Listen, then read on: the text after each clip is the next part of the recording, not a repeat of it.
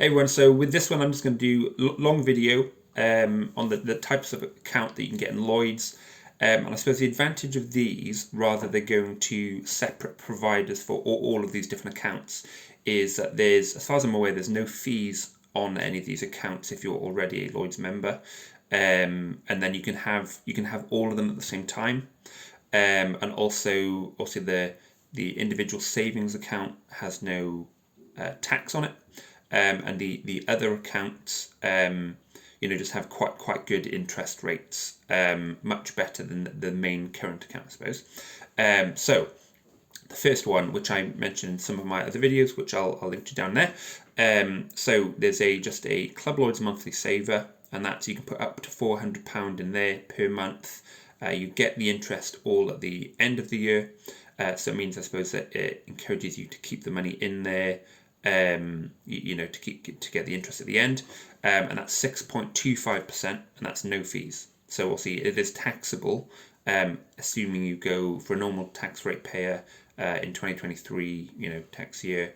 That's up to £1,000 you can get from things like interest in a year without paying tax if you're normal rate taxpayer. I think if you're a higher rate taxpayer, that drops to 500, but for most people that's not going to be a problem. So I would say that they're pretty good general savings accounts, much better than the current account.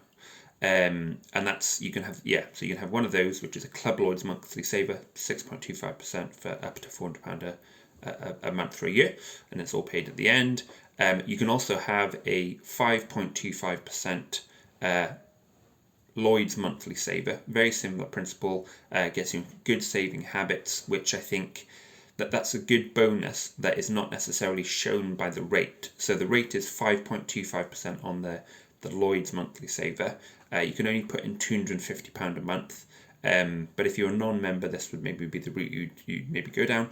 And if you're, you can also have it additional to, if you can save more than £400 a month, then you could just get this on top and you use it for saving as well. If you know any other good accounts, please let me know in the comments. But I think, like I say, the advantage of this is you're not paying extra fees for each new account. You're not paying the 1% fee or something, which is pretty common. You're getting them included within the account envelope. This one again would be taxable, so 5.25% on up to £250 a month. Just a Lloyds monthly saver.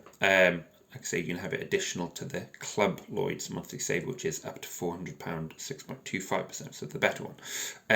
Anyway, so yeah, you can have those in combination, and then you could also have this third one in combination, which is you can just do cash ISA. It's 5.37% net interest. That is tax-free because it's an instant savings account. It's a cash instant savings account, so it works very similar to a saving, just a general savings account. This one you can actually get the interest monthly, so then you'll get the interest on top of the interest, so that will compound. So that's actually quite good. This one, because it's an ISA, in theory, if this was your only ISA, individual savings account, you could put up to £20,000 a year in there, and then you'd get the 5.37% on all of that. In terms of when it's such a high period of inflation, it's probably not the best to put all your money in there. But if you want I suppose a relatively safe way of again building good saving habits, which when combined with a reasonably good interest rate, 5.37%, it's not bad when it's tax-free as well. It's a good way to maybe use these accounts in combination. But if you're going to be only holding limited amounts of savings, then probably the Club Lloyds monthly saver, 6.25%. Is maybe the way to go, because you can put £400, up to £400 a month in there, and that seems like quite a good account. Lloyds doesn't offer a lifetime ISA, to my understanding, at least at the moment. December 2023. If that changes, I'll maybe do a video on that, because I think the advantage of having all your accounts with the one provider is that you're yeah, you haven't got lots of different apps, lots of different logins, and definitely it seems like the fees are minimized if you just have the one provider for several services. Yeah, so I hope you find this helpful, and I think it's just really good to get into the habit of saving money monthly. So whether you put off some purchases, and just save the money, so you can think, do you actually need the thing, the phone, the car, whatever it is, and you can save up towards a deposit for say a car. So you can think, do you need it, and also you can get into good habits of putting away money every month for purchases or kind of rainy day money.